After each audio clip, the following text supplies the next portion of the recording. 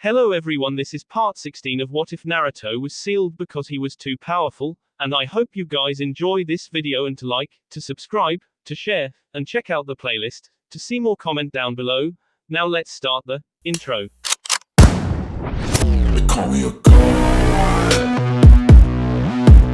They call me a god. They call me a god. Naruto's eye twitched as he grabbed his head and lost his balance, forcing himself to catch himself on Tsunade's chair. Ow, he said while rubbing his temple. Tsunade looked at Naruto with a little anger in her eyes. Stop training, brat. I'm not going to tell you again, that's an order. Naruto sighed in a downtrodden fashion. Okay fine, it was for a good reason though, he said as he simply stood in place before cringing and falling against Tsunade's chair again. Oh damn it. Tsunade got a tick mark on her head. I told you to stop. Naruto pulled himself back together. I did stop. I dispelled all the rest of the clones I made. The first headache was a ton of my clones annihilating themselves trying one of my jutsu. The second one was me dispelling the rest of them. I can't do it in waves from this far away, it has to happen all at once. Temari looked over at him clutching his head. You make your clones train. Where? Naruto growled in annoyance at the pain on his skull. I sent them into the desert 2 days ago and told them to get lost and work until they dispelled and nothing else. Well, they worked all right. Below on the Chunin exam battlefield, Ino had forced her opponent to surrender after taking control of their body with Shinranshin no Jutsu, mind-body disturbance jutsu, and forced them to hold themselves at knife point. It was evident that everyone was much better than previously indicated from their last encounter with him, something that actually brought a smile to his face. Chuji and Sakura were to fight next round after Chuji had almost crushed the Iwa Genin representative. Kiba was to take on one of the Suna ninja that had survived his first round bout, and Ino was getting a bye straight to the finals after her victory. As he watched with a semblance of pride at his classmates' actions, a piece of information he had previously overlooked passed through his head, forcing a scowl onto his face. Oh stupid fucking clones, he whispered. Shizune turned to him. What's the matter, Naruto-kun? Naruto kept his voice low. While they were making their way out into the desert to train, they saw something, but they didn't dispel because I had given them strict parameters on what they could and couldn't do, and they didn't engage for the same reason. Tsunade narrowed her eyes at the word engage. What did you see, brat? Naruto looked at her seriously. Black robes with red clouds. Tsunade returned her gaze down to the arena as Baki announced a short recess before the next round of fights. Whatever you're willing to do about this, you know I'm game. Chatter from the entire arena went up, covering up their words even further from being heard by those surrounding them. Tsunade took in her immediate options. She could let be known to the others that Akatsuki was en route for either Naruto or Gaara. Probably the best option possible, as that would let Gaara mobilize the village's forces in an effort to rebuke them. The downside to that was the fact that saying anything here would cause mass hysteria, which would make it easier for Akatsuki to manage a quiet capture and slip away if either Naruto or Gaara were caught off guard. In addition to that, a group of S-rank missing ninja were heavy hitters and would take out a mass amount of Gaara's forces even if they were able to put him down in the end. With the two nations being in an alliance and the Tsuchikage sitting right there, having him witness the toll that would be taken on Suna might not be the best option in view of possible future events. The second option would be to send Naruto and Shizune out to engage them head-on before they made it to the village. A heavy gamble, as chances are, Naruto was the one they were after. She might have been able to excuse herself so that she could head out with them, but that would raise far too much suspicion. The downside to this was that Naruto was the only one she was certain of that had the capabilities to go up against these people. She didn't want Shizune caught in the ruckus. She was good but was definitely not a combat type. Then there was the third option, probably the worst option of all. She could send Naruto out alone. She would keep a slug on the kid and one on herself so that she could be kept up to date with what was happening, but it was still long odds that this would work. The upside was that Naruto would be fighting in the desert, which would allow him to cut loose with the Kyuubi's chakra, and from the reports on Naruto's attacks on a few of Orochimaru's bases when he cut loose, it was a sight to behold. He already beat the Akatsuki in a 2-on-1 situation, didn't he? He killed one and made the other retreat, and this time if he was in over his head he could get immediate backup. Tsunade motioned Naruto near her. You're going to be going on your own, brat. I'm sticking you with a slug so I can keep track of you and you can keep me informed, but you need to cut those two off, handle this, and hustle back here as fast as you can, okay? Naruto nodded. You also need a way out of here, fast, because I'm racking my brain to come up with an excuse to get you to leave. She took the time to summon two hand-sized slugs under her robe and send one into Naruto's hood. Naruto locked eyes with her and sighed. You know how the best stories are things that are based on real life. Tsunade gave him a confused look, forcing him to further elaborate. You're going to have to sock me one bar-chan. A good one too to make it seem realistic. Just make sure you send me north by northeast. Aim good too, because you've got to get me over that cliff top. Tsunade frowned. You're sure you'll survive it? She got a nod in response. All right then, brat. Good luck. She channeled the chakra to her hand and hit the boy square in the chest, taking care to hit him in an area that would equally distribute the damage she dealt as well as make it look like she whiffed him on the chin, opening her fist right upon contact to hit him with her palm and send him flying. To the shock and surprise of everyone not in the know about what had just transpired, Tsunade just turned back towards the other two Kage and shrugged. Ill-mannered brats. The next generation has no respect for their elders. The Tsuchikage snorted in humor. You've got that right. My own granddaughter Kuretsuki treats me like a fragile old man. Me. Ryotenban no Onoki. That's because you are a fragile old man, Gramps. Kuretsuki pointed at the sparkle in the sky representing Naruto's body. Is he going to be alright after that? Tsunade nodded. Oh yeah. I hit him harder than that all the time. He'll hop right back up wherever he lands, for his sake somewhere soft. XXX. Damn Tsunade Barkin, that was further than a kilometer I swear. After Naruto landed in the Sunagaku scrap heap he swiftly stood up and dusted himself off. Man, hitting the tightly packed earth around here sure would have sucked. I'm glad this pile of rusty kunai and shuriken were here to break my fall. Naruto looked around at the people staring at him strangely. You didn't see anything. He then took off towards the northeast. What's the matter with you, boy? Naruto heard in his head as he was en route to a confrontation with whoever Akatsuki had sent for him this time. What in the world are you babbling about now? You've been really pissy lately and I'm getting kind of tired of your crap. The last few times I went into the mindscape you didn't even wake up to talk to me. Naruto thought rather testily. Naruto went into autopilot mode as he felt a little pull, sending him thoughts on what the Kyuubi was currently doing. Apparently it was bored enough that it had taken to chewing on some guy with long spiky black hair and strange red old-style armor. Kyuubi spit him out and huffed. What I mean is, what the hell do you think you've been doing lately? What happened to the little blonde killing machine you used to be, the runt of a human that earned my respect? What happened to the brat that cut down an entire room of Kumo ninja without batting an eye? Does that son of a bitch still breathe? Naruto didn't have the time to even start thinking about what he meant by that. I don't know what you're talking about. This is who I am, and I'm still that damn good. Just because I can be normal after I'm done with the fight doesn't mean anything. You lie. He felt the Kyuubi roar to him. You're lying to me and to yourself. This isn't you. When you first unlocked your sealed memories once more, I took the way you were acting with a grain of salt. I figured that when you got a few kills under your belt and had gotten back into some wetwork you would go back to the way you were. Rehabilitation if you will. Instead, you got worse. And now look at you. You're some guard dog for a bunch of withered old crones more often than you're in battle. You joke around and fall in line behind crones that couldn't strap on your sandals. Kami boy, you were starting to consider those Konoha weaklings in the stadium as your peers, as if they were on your level. They are my peers. Come the end of this exam they're going to be my fellow chunin. What do you want from me? Do you want me to just shut myself in like when I was a kid? To just train and go on missions? To be like I was in Route? Newsflash furball, that's why I'm not there anymore. At this point Danzo Gigi can't turn me back. He couldn't even make me a mindless drone when I was 5. How in the blue hell is he going to do anything with me now? Naruto raged at the demon in his mind.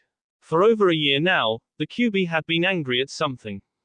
It couldn't have just been because Jiraiya loosened the seal. That would only be enough reasoning for why Naruto was feeling it more often these days. The times where the Kyuubi was actually pleasant were becoming few and far between. This was why it was angry, because Naruto wasn't dark enough for it. He had taken the example of his sealed state and had opened up to people. He had those that he actually considered friends. He spent a lot of his time with these people instead of fighting like he used to. As he tore through the sand dunes, he decided to put this on the back burner for the time being. Alright, listen up. We don't have time to be fighting and bitching at each other right now. After we handle this, we can gripe at each other to your heart's delight, if we survive, but for the moment we need to focus. You're getting sick of me. That's fine, we were never friends, but like it or not, I need you and you need me. There was silence before a low growl. As loath as I am to admit it, you are right. Right before a battle is not the time to go over this, but rest assured, this is not over. You are a mere shell of what you used to be, and at this rate you always will be. With that, the connection between the two was cut off. Naruto pulled up his hood as he kept up the frantic pace through the desert. I'm not a shell of anything, you stupid fox. I'm more than I ever have been before. Why would I ever want to go back to the way things used to be? Fighting just for the sake of being a ninja is no way to live. XXX. As Kiba's opponent finally dropped from blood loss, giving the wild-looking teen the victory in his bout, Shizune looked over at Tsunade and whispered through her applause, "Do you think Naruto-kun will be alright?" Tsunade kept her eyes ahead of her. "If he gets overwhelmed, we'll know about it immediately, and courtesy be damned, I'm going out there and cracking some skulls myself. I can't even enjoy the tournament anymore, and Sakura is in the next fight. All of my genin are the last 3 remaining and I can't even enjoy the show." Kuretsuki looked around. Where is that Naruto kid that Hokage-sama sent flying? She said he would be alright and that was 45 minutes ago. He still isn't back yet. Shizune laughed nervously. Oh, Naruto-kun has a terrible sense of direction. He probably got lost somewhere in the village on his way back. He's fine. Naruto didn't get lost, ever. Even Gaara and his siblings knew that. From back when Naruto stayed in Suna during the treaty analysis after the failed Oto-Suna invasion, it was clear that it didn't take much for the boy to find his way around. Even the way he ran through the desert straight to Konoha after his mission was complete proof that if he saw something once, he didn't ever get lost. Keeping this in mind, Gaara turned his attention back to the proceedings, while Kankuro and Temari were more on edge, doing their best not to let it show. XXX. Are we fucking there yet?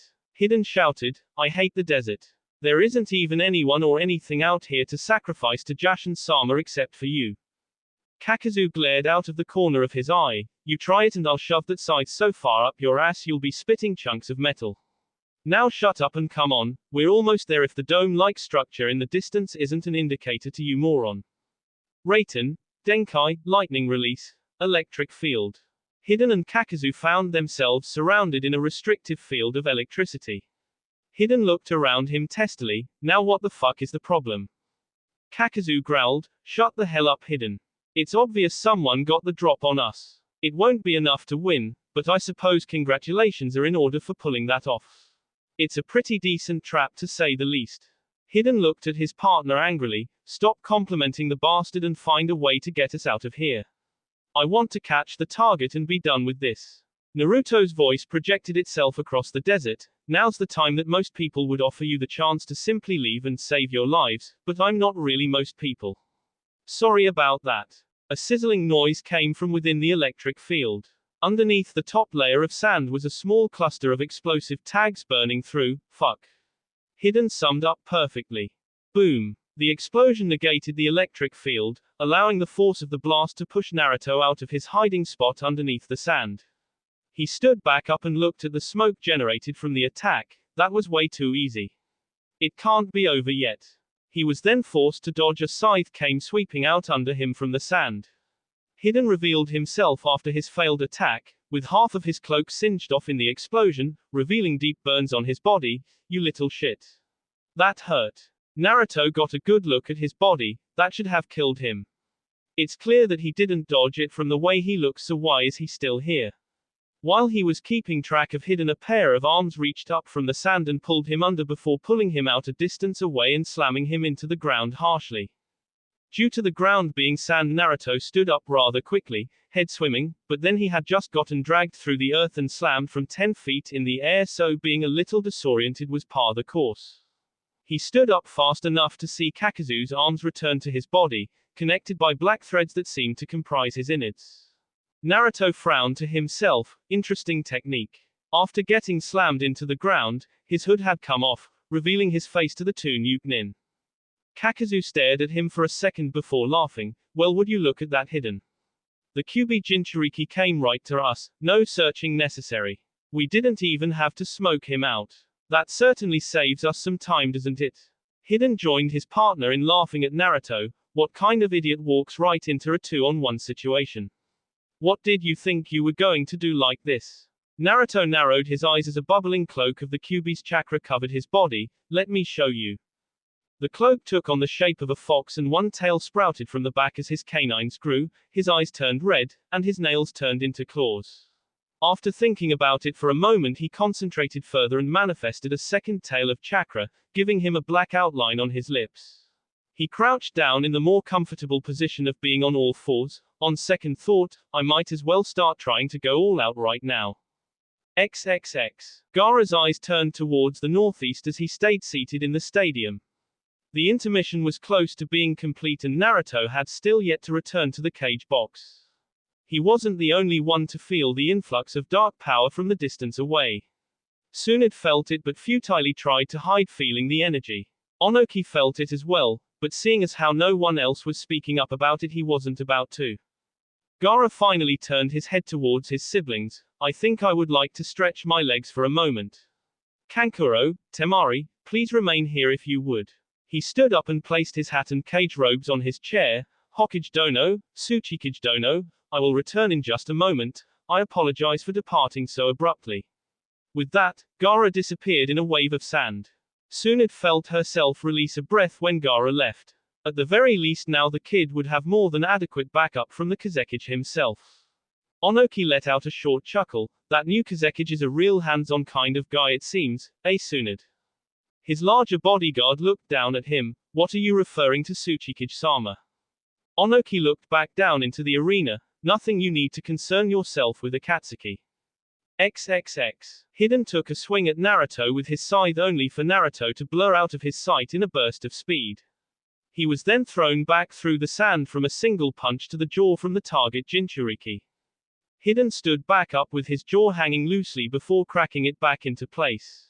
He angrily turned to Kakazu. You can help me out with this punk at any time, you know. Kakazu rolled his eyes. Aren't you the one that always says that you don't want or need my help? Well, prove it this time.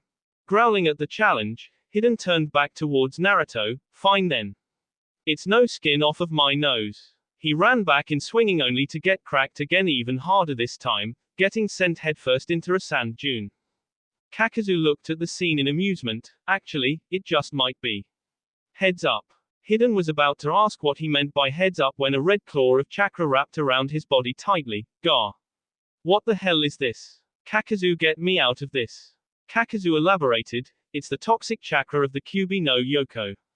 You should be fatally burned if you were normal, but the way you are you'll be fine. Fuck you, Kakazu. After this punk, you're next. Hidden yelled as he was reeled in by Naruto's chakra arm. Naruto drew his arm back in a knife-handed strike and forcefully shoved his sharpened claws through Hidden's chest, sending his arm in wrist deep. Naruto then bonelessly cast him away back towards Kakazu's side. Naruto turned his red eyes to Kakazu and crouched back down on all fours. Next. Kakazu shook his head and walked over to Hidden before kicking him in the head. Wake your ass up, you pathetic bastard. After a second, Hidden stirred and stood up, holding his head, instead of his chest where there was a gaping hole. What did you kick me for, you godless team? That actually hurt. A mass of black threads came from Kakazu's body. Oh, shut up already, you were careless and the kid kicked your ass. Be sure not to let it happen again. Naruto growled. Like hell I'm going to let you heal him. He tensed his muscles to spring to attack once again. A mass of the threads came from Kakazu's body, and instead of sealing Hidden's wounds shut made a strange four-legged body with thin wings and a blue eagle mask at the head. Mind your own business, boy. I'll deal with you in just a moment. Play with my wind element for the time being. Fuyuten, Atsugai, wind release, pressure damage. The mask quickly dashed off towards Naruto before swirling around and making a whirlwind that it seemed to be compressing in place before finally letting the glowing pressurized wind go. The force of the released attack sent Naruto flying off rapidly through the arid landscape. Naruto exploded out of the sand that buried him and glared at the mask that was coming his way once again. He pulled the sword from his back and leapt forward, his tails of chakra propelling him forward. The wind mask attempted to meet him head-on, but with a simple shift of movement with his chakra tails, he barrel rolled aside and kept blasting through the sand to head back towards Hiden and Kakazu. Kakazu had just finished sewing the gaping wound on Hiden's chest shut, amid much swearing and death threats. As a dust cloud rushed towards the two men, Kakazu's eyes widened. "Oh, you're going to want to move." With that he jumped out of the way. "Damn it, you know I'm slower than you, Kakazu." And once again Hiden ended up taking the brunt of Naruto's wrath, this time getting his head cleaved clean off. Not stopping to check over his handiwork, he moved on to the deceptively fast Kakazu. As Kakazu backpedaled through the sands, he made a snake hand seal that turned his visible skin darker, near black. Doton, Domu, Earth Release, Earth Spear. Naruto went to swing his blade at Kakazu and watched in shock as he simply blocked with his forearm. He then barreled at punch and drilled Naruto in the face that sent him flying back once again. Kakazu went back over to Hiden while Naruto was still reeling. He picked Hiden's head off of the ground, and that's why you need to actually train to be faster instead of praying to your God. Maybe then you wouldn't suck so badly. The disembodied head of Hiden held a shocked, lifeless face for about 3 seconds before it snarled and tried to bite at Kakazu. "Shut the hell up, you heathen. With a gift like this from Jashin-sama, why would I possibly need to be fast? I can survive anything." Kakazu walked back over to where Hiden's body had dropped. "I don't know, maybe because sewing your pathetic ass back together is getting repetitive. Untalented ninja should just die and yet you keep sticking around.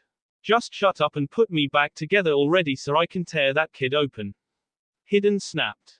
"It looks like he's the one tearing you open from what I've been watching," Kakazu quipped. From where he landed, Naruto picked himself up once more. That felt like getting hit with one of Tsunade Barkan's love taps. "I really hope that he can't hit any harder than that or I'm in some trouble here." He powered down and tried to keep a low profile as he crept around the battlefield to attempt some kind of tactic on him, seeing as how brute force just wasn't working. At least he took out one of them. Naruto formed over 20 Kage Bunshin and sent him out and around the perimeter of where he had been knocked away by Kakazu. Naruto kept himself as concealed as he could as he peeked over a dune and almost bugged out at what he saw. Hiden was getting his head reattached to his body, and it was speaking the entire time. Naruto dropped down back out of sight and had to slap himself to see if he was hallucinating. A genjutsu maybe. No. Maybe that last shot concussed him. No. He'd be over it by now as long as he had been generating 2 tails of the Kyuubi's chakra. Putting aside the thought of how the man could still be alive after being beheaded, how in the world was he still speaking? Didn't he sever some important cords in his throat when he cut his head off? Cutting off someone's head is checkmate, period. Naruto had fought like this, had been trained like this since day one. It was the single most definite way he knew of to finish his opponents off. Now that he seemingly couldn't kill this guy even after shoving his entire arm through his chest, even after severing his head from his shoulders, what could he possibly do to stop this guy? The answer was simple, he would just have to cut and rend him into itty-bitty pieces. Let's see him sew the silver-haired bastard back together after that, but he still needed to get close for long enough to actually do it. That masked guy was no joke. To be able to hit him hard enough to actually harm him and hold him off when he was using the Kyuubi's chakra was a big deal. Naruto made a Kage Bunshin and dispelled it to send a message of his next move to the rest of them. Kakazu finished sewing Hiden's head back on. "There. It will be easier to decapitate you, but seeing as how the kid uses a sword, if he cut through your neck with it you would be losing that empty skull of yours again anyway, so I guess it doesn't matter." From all around them a mass of shuriken flew into the air above them. A slew of similar voices shouted, "Shuriken Kage Bunshin no Jutsu, Shuriken Shadow Clone Jutsu." The amount of shuriken flying above their heads multiplied enough to partially shade the sun from view. Kakazu pulled Hiden back to his feet. "Hiden, get moving now." Raiten, Kaminari Shuriken, Lightning Release, Lightning Shuriken. The voices yelled out. Every shuriken hanging in the air rained down electricity onto the two men. Kakazu was able to dodge all of the strikes and get himself out of the area of fire as the false shuriken dispelled and the real ones fell back down to the ground. Hiden ended up getting hit a few times due to the lightning rod he called a scythe in his hand. but aside from cursing about being hit, he was no worse for wear.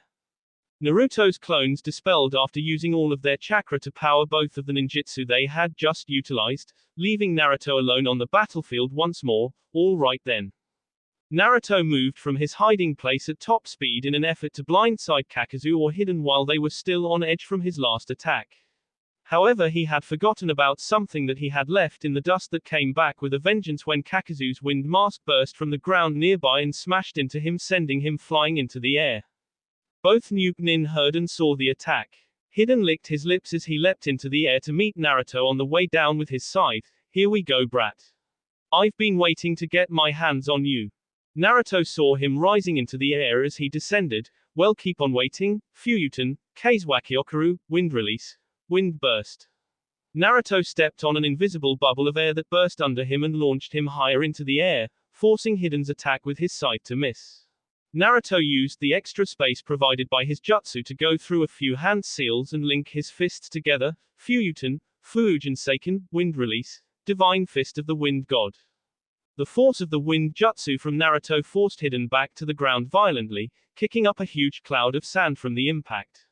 Naruto, however, once again got slammed into by the wind mask, knocking him away harshly as it followed up by releasing a powerful gust to push Naruto towards the ground even harder and keeping him from turning himself upright. Not really the best plan to come out here alone, was it? Kakazu taunted as he rushed in towards the falling blonde. He launched a punch that extended due to his special technique with the black threads in his body. In mid-flight of the punch, his fist turned dark-colored as he hardened it with Doton, Domu and nailed Naruto right in the body. Letting blood and spittle spew from his mouth, he was sent flying once more, getting knocked around like a ping-pong ball. Naruto hadn't even touched the ground for 30 seconds and had switched direction and altitude at least 3 times. Before he could impact with the ground and slide along the sand, he found himself caught by the very thing he could see for miles and miles. Naruto then found himself turned around and came face to face with a familiar pair of seafoam green eyes with black rings outlining them with a messy mop of red hair adorning his head. XXX. Back in the arena, attention had been grabbed for a moment as a loud lightning storm had kicked up out across the outskirts of the village. Man, the desert has some weird weather, Kuretsuki chimed, makes me glad we live in the mountains. Akatsuki spoke up next, trying to interject helpfully, we have lightning storms in the mountains too, Kuretsuki. The girl blushed in embarrassment and pouted, shut up, Akatsuki. Kankuro looked around, where the hell is Gaara? It's time for the finals and he still isn't here. And for that matter, where is Naruto? Did he seriously get lost? Shizune waved off his concern, oh, you know Naruto-kun. Kankuro rubbed his chin, yeah, I think I do, because the last time he was here and he pissed off Temari, he ran away, lost her, and hid for the entire day afterwards. He didn't come back to the house until Gaara headed out and dragged him back. There's no way that guy got lost in our village. Gaara didn't tell them where he had gone, so Tsunade figured that when he left he came to the same realization that she did. Any talk about there being an attack would put the city in a panic, especially the currently jam-packed stadium, so Gaara decided to cage up and go defend his village himself. She had to respect that. And clearly Onoki did too, since he hadn't breathed a word of the situation that she was very certain he was also privy to. The old man, currently in her thoughts, put a smirk on his face, proving her right. Wild exams this year, huh? Tsunade laughed humorlessly, you said it. XXX. Naruto couldn't help but place a smile on his face as blood trailed down his lip. Gaara, I have never been so happy to be caught in your sand. He then put a dry look on your face, you have cleaned this stuff since the last time I've been in it, haven't you? Gaara raised a non-existent eyebrow, how does one clean sand? Naruto sighed, never mind, just let me down. Gaara proceeded to do so by dropping Naruto abruptly on his back, I meant gently. I don't do gentle. Gaara deadpanned as he looked out at the 2 opponents Naruto had been fighting coming back together, so these are Akatsuki members. Naruto nodded as he stood back up, yep. I hope you got the memo about what these guys are after. Jinchuriki like you and me. So if we lose, prepare to get your soul and your biju sucked out in a painful manner. How did you even find me anyway? Besides the massive bloodlust you were letting off when you accessed the Kyuubi's chakra and the random lightning storm that hit from the middle of nowhere in my desert. Gaara answered sarcastically, and there's no way we're losing here, Uzumaki. Naruto drew his sword from his back once more, debating on whether or not it would be prudent to use the Sennenkugeki in this situation since he couldn't guarantee a swift kill even if he was able to dice him up. Kakazu could apparently sew himself back together with his black thread innards, and if he cut off Hiden's head and he still got up to fight, he wasn't sure anything else would put him down. And why is that? Because you're the Kazekage. There goes that S-rank superiority complex I keep talking about. Gaara let his lips quirk, faintly displaying his amusement. Tell me, Uzumaki, what is the one thing that I have complete control over? Naruto rolled his eyes. Sand. Gaara, I knew that. Stop rubbing in the fact that your primary Jinchuriki form is always on and I have to trigger my own manually to get any perks. I've been bitching to you about that for the last few years. Naruto then ended up with a mouthful of sand courtesy of Gaara. Blair. Gross. Once again I feel I have to mention the fact that you crushed people with that shit. I know, Uzumaki. Now please tell me what kind of landscape we currently inhabit. Gaara requested with his arms crossed. Naruto's eyes widened as he looked around and a manic grin slowly spread across his face. At your Kazekage-sama. Gaara's face mirrored Naruto's own on a smaller scale while Kakazu and Hiden were sizing up the new situation. Kakazu frowned, though it was unnoticeable through his mask. We may have quipped about coming for the Ichibi Jinchuriki, but we're at an ungodly disadvantage against him here in his own environment. And with the Kyuubi Jinchuriki running circles around Hiden and cleaving his body parts off at will, there's no way we're going to get him now with the Kazekage fighting at his side. We're outmatched. Hiden gripped his scythe tightly, his desire to spill blood temporarily overruled by his common sense actually making an appearance. What's your call, Kakazu? This was actually a good idea at first, but with this guy here now we can't take them both. Kakazu nodded, agreed. But maybe we can get some updated intel on these targets for a bit. Our information has been rather lax since the blonde brat took out Sasori. Hiden chuckled, whatever you say. Hiden rushed from his spot with an intense shriek and swung his scythe at Naruto and Gaara. The latter blocked the attack with his automatic sand defense and started creeping his sand up the arm of Hiden. Gaara stuck his hand out and turned it to the side before closing it. Sabaku Sausu, sand burial. Hiden's arm was crushed, producing a sizable burst of blood and getting a yell of pain from the silver-haired berserker. He pulled his crushed limb from the sand and ended up getting it severed by Naruto's sword before he could return to Kakazu's side. Kakazu rushed to the unprotected side of Gaara and attempted to deliver a heavy kick to the unmoving Kazekage that was blocked again by Gaara's sand. Kakazu was still fast enough, however, to remove his foot before Gaara could pull a repeat performance of Sabaku Sausu on him. He jumped back. That's a nice defense. It really is something worth mentioning when one speaks of you. I'm forgetting something. Naruto mentioned as he saw Gaara easily defending him from both of the Akatsuki members. Seriously, he wasn't ever looking forward to fighting Gaara ever again, even if it was just a spar. As he said this, Kakazu's mask came at them both from a blind spot. It started making its movements to attempt Fuyuten, Atsugai once again, but Naruto was damned if he was going to let that thing go off near Gaara without a fight. Naruto formed a Kage Bunshin and formed a Rasengan. I'll show you a real wind jutsu. The Kage Bunshin put its hands around the Rasengan Naruto had formed and pumped wind chakra into it while Naruto maintained the original shape and form of the Rasengan, giving it the appearance of a Rasengan with sharp spikes circulating outside of it. Come on, you ugly, ugly son of a bitch. Fuyuten, Rasengan, wind release, spiraling sphere. Naruto met the mask head-on as it was forming the pressurized dome of air and collided the new Rasengan directly with its mask, destabilizing the mask's jutsu. The resulting clash of wind element ninjutsu caused a major outflow of force from the point of impact as a massive tornado engulfed both Naruto and the embodiment of Kakazu's wind element. The force of the jutsu finally began tearing the black thread body apart and ended up shredding the mask itself into pieces. Naruto stood with his hand outstretched, cuts on his own palm and insides of his fingers healing from the powerful wind technique. Bar-chan telling me not to train, how else would I have gotten this down? Hiden clutched at his missing arm as Kakazu retreated back to his side. The masked man watched with interest. I think we've got enough for the time being.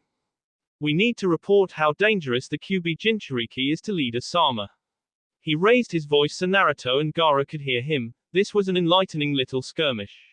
We'll definitely be seeing one of you two sooner rather than later. but for now we'll just let you be.